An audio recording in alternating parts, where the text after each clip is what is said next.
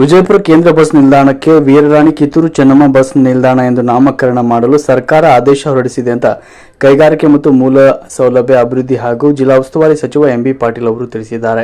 ಈ ಕುರಿತು ಮಾತನಾಡಿರುವ ಅವರು, ವಿಜಯಪುರ ಹೃದಯ ಭಾಗದ ಕೇಂದ್ರ ಬಸ್ ನಿಲ್ದಾಣದಲ್ಲಿ ಈಗಾಗಲೇ ಅಶ್ವಾರೂಢ ವೀರರಾಣಿ ಚೆನ್ನಮ್ಮನವರ ಪ್ರತಿಮೆ ಸ್ಥಾಪಿಸಲಾಗಿದೆ. ಶಕ್ತಿ ಯೋಜನೆ ಉದ್ಘಾಟನೆ ಸಂದರ್ಭದಲ್ಲಿ ಬಸ್ ನಿಲ್ದಾಣಕ್ಕೆ ರಾಣಿ ಚೆನ್ನಮ್ಮ ಅಂತ ಹೆಸರಿಡುತ್ತೇನೆ ಅಂತ ನಾನು ತಿಳಿಸಿದ್ದೆ. ಈ ಕುರಿತು ಮಾನ್ಯ ಮುಖ್ಯಮಂತ್ರಿಗಳಿಗೆ ಪತ್ರ ಬರೆದಿದ್ದೆ. ಮುಖ್ಯಮಂತ್ರಿಗಳು ಕೇಂದ್ರ ಬಸ್ ನಿಲ್ದಾಣಕ್ಕೆ ವೀರರಾಣಿ ಕಿತ್ತೂರು ಚೆನ್ನಮ್ಮನವರ ಹೆಸರಿಡಲು ಅಗತ್ಯ ಕ್ರಮ ಕೈಗೊಳ್ಳಲು ಸಾರಿಗೆ ಸಚಿವರಿಗೆ ಸೂಚಿಸಿದ್ರು. ನನ್ನ ಕೋರಿಕೆ ಹಾಗೂ ಮುಖ್ಯಮಂತ್ರಿಗಳ ಸೂಚನೆಯನ್ನ ಪರಿಗಣಿಸಿ ಇದೀಗ ಸಾರಿಗೆ ಸಚಿವ ರಾಮಲಿಂಗಾರೆಡ್ಡಿ ಅವರು ವೀರರಾಣಿ ಕಿತ್ತೂರು ಚೆನ್ನಮ್ಮನವರ ಹೆಸರು ನಾಮಕರಣ ಮಾಡಲು ಆದೇಶ ಹೊರಡಿಸಿದ್ದಾರೆ ಎಂದರು.